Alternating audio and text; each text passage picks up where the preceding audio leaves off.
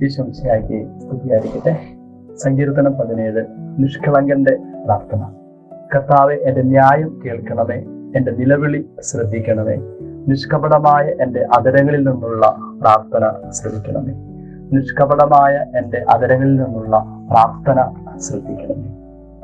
ജോബിന്റെ പുസ്തകം 27-ാമത്തെ അധ്യായത്തിന്റെ 3-4 വചനങ്ങൾ പ്രകാരമാണ്: എന്നിൽ ശ്വാസം ഉള്ളിടത്തോളം കാലം ദൈവത്തിന്റെ ചൈതന്യം എന്റെ നാസികയിൽ ഉള്ളിടത്തോളം കാലം എന്റെ അധരം വ്യാജ്യം പറയുകയില്ല, എന്റെ നാവ് വഞ്ചന ഉച്ചരിക്കുകയില്ല.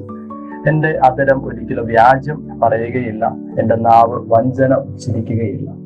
അത്രമാത്രം ബോധ്യത്തോടു കൂടെയാണ് ജോബും ദാവീദും പറയുക: ഞങ്ങൾ ഒരിക്കലും തിന്മ പറഞ്ഞിട്ടില്ല. അതുകൊണ്ട് നിഷ്കപടമായ എന്റെ അധരങ്ങളിൽ നിന്നുള്ള പ്രാർത്ഥന ശ്രദ്ധിക്കുന്നു. എന്റെ വിധി അങ്ങയുടെ സന്നിധിയിൽ നിന്ന് പുറപ്പെടട്ടെ, അങ്ങയുടെ കണ്ട ന്യായം കാണുമാറാകട്ടെ. എന്നെ കുറിച്ചുള്ള വിധി അതെപ്പോഴും ദൈവമേ നീ തന്നെ നടത്തണമേ. എന്നാൽ നിന്റെ കണ്ണുകൾ എപ്പോഴും ന്യായം ദർശിക്കും. നമ്മൾ ഓരോരുത്തരുടെയും ജീവിതത്തെ ദൈവത്തിന്റെ സന്നിധിയിൽ കൊണ്ട് നമുക്ക് പ്രകാരം പറയുവാനായിട്ട് സാധിക്കണം: എന്റെ അധരം ഒരിക്കലും വഞ്ചന നിരൂപിക്കുന്നില്ല. അങ്ങ് തന്നെ എന്റെ വിധി പുറപ്പെടുവിക്കണം. എന്തെന്നാൽ അങ്ങയുടെ കണ്ണുകൾ എപ്പോഴും ന്യായം മാത്രമാണ് ദർശിക്കുക. 3 മുതലുള്ള വചനങ്ങൾ: അവിടുന്ന് എന്റെ ഹൃദയം പരിശോധിച്ചാൽ, രാത്രിയിൽ എന്നെ സന്ദർശിച്ചാൽ, അങ്ങ് എന്നെ ഉരച്ചു നോക്കിയാൽ എന്നിൽ തിന്മ കണ്ടെത്തുകയില്ല. എന്റെ അധരങ്ങൾ പ്രമാണം ലംഘിക്കുകയില്ല. ജീവിതത്തിന്റെ ഏത് സാഹചര്യത്തിലും രാത്രിയിലും അങ്ങ് എന്നെ പരിശോധിച്ചാലും എന്നിൽ ഒരിക്കലും തിന്മ കണ്ടെത്തുകയില്ല. ജോബിന്റെ പുസ്തകം 27-ന്റെ 5 മുതലുള്ള വചനങ്ങൾ പ്രകാരമാണ്: മരിക്കുവോളം ഞാൻ നിഷ്കളങ്കത കൈവെടിയുകയില്ല. നീതിനിഷ്ഠ ഞാൻ മുറുകെ പിടിക്കും, അത് കൈവിട്ടു പോകുവാൻ സമ്മതിക്കുകയില്ല. എന്റെ ഹൃദയം കഴിഞ്ഞുപോയ ഒരു ദിവസത്തെ പോലും എന്നെ കുറ്റപ്പെടുത്തുകയില്ല.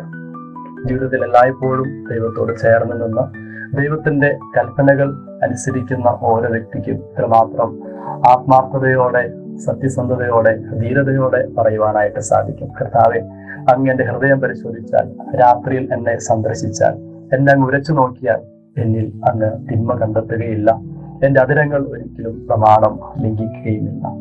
അങ്ങയുടെ അധരങ്ങളിൽ നിന്ന് പുറപ്പെടുന്ന വചനം ഞാൻ അനുസരിച്ചു. അപ്പോൾ ദൈവത്തിന്റെ വചനമനുസരിച്ച്, കൽപ്പന അനുസരിച്ച് ജീവിക്കുവാനായിട്ട് നാം പരിശ്രമിക്കുമ്പോൾ തീർച്ചയായും ആത്മീയമായ ഒരു ധീരത നമ്മുടെ മനസ്സിൽ നിറയുമെന്ന് ജോബും ദാവീദും നമ്മെ ഓർമ്മിപ്പിക്കുകയാണ്.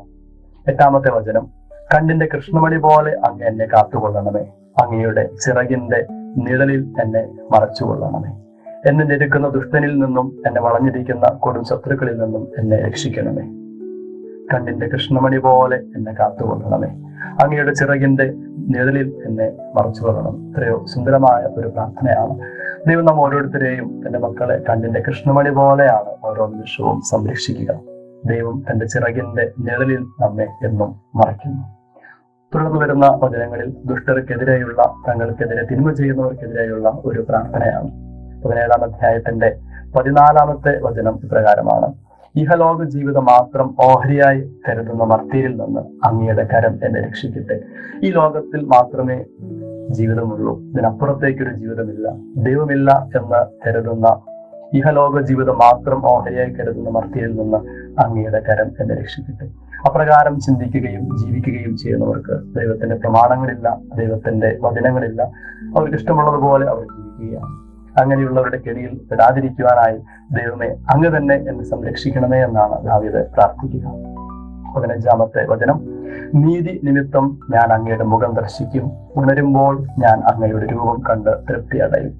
നീതി നിമിത്തം ഞാൻ അങ്ങയുടെ മുഖം ദർശിക്കും, ഉണരുമ്പോൾ ഞാൻ അങ്ങയുടെ രൂപം കണ്ട് തൃപ്തി അടയും. ജീവിതത്തിൽ നീതിമാനായിരിക്കുക, അപ്പോൾ ദൈവത്തിന്റെ മുഖം ദർശിക്കുവാനായിട്ട് നമുക്ക് സാധിക്കും. ഉണരുമ്പോൾ ഞാൻ അങ്ങയുടെ രൂപം കണ്ട് തൃപ്തി അടയും.